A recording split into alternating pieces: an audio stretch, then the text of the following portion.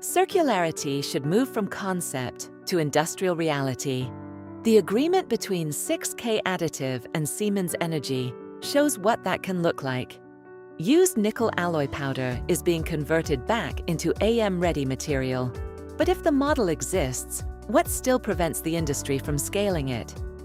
Yeah, I think it looks like a few different things. I think circularity means independence. And so what I mean by that is when you're truly upcycling and leveraging technology like 6K Additive, we're doing that in a way where we're maintaining the elemental chemistry of the product, which means we no longer need reliance on foreign entities for mining and refining.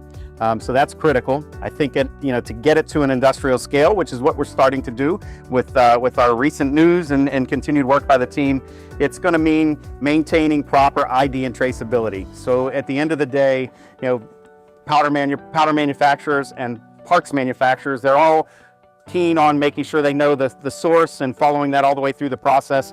When a powder company prints a part, they've got to make sure that they maintain that ID and traceability through the end of the product and until it gets to us, and then we pick it back up, driving high quality production and ultimately yielding high quality parts.